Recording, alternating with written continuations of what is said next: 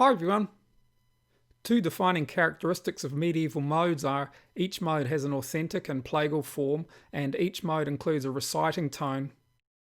And while, especially with the development of counterpoint, both modal characteristics became increasingly redundant, for much of the medieval era they were integral to the music's theory and sound.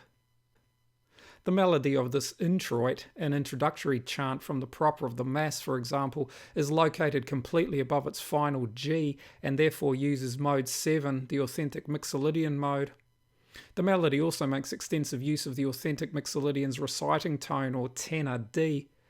Both lines of text conclude with cadential frameworks, the first on E and the second on the mode's final G.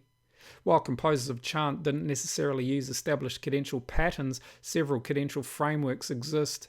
Here, for example, the melody descends from F through E to the D below before returning to pause on E, and the concluding cadential framework moving to the final uses an overall descent which here incorporates a leap within its contour. In both lines of this chant, the melody between the initial and concluding finals is essentially located within a perfect fourth range around the reciting tone. In other words, while the work's overall range is a minor seventh from G to F, the majority of the chant is located within a smaller compass.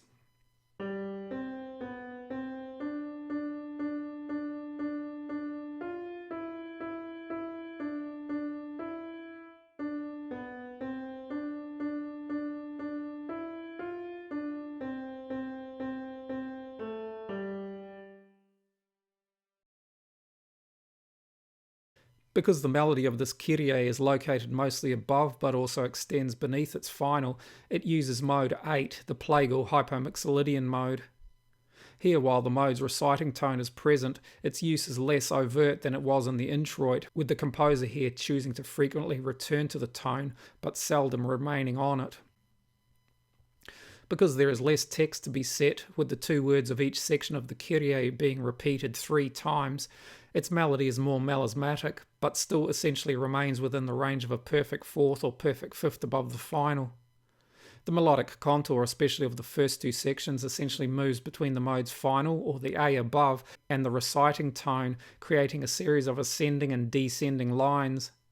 It's only within these sections that the melody extends beneath the final, while in the final section the composer chooses to keep the line above G.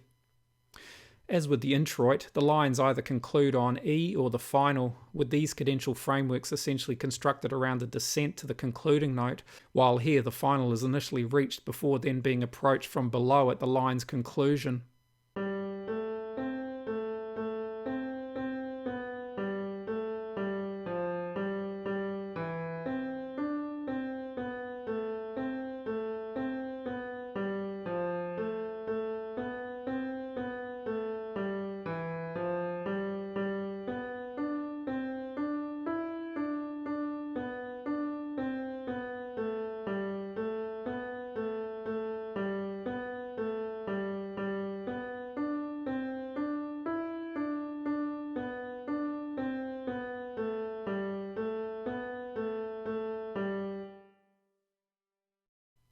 I hope you found this useful. Thanks for watching. See you next time.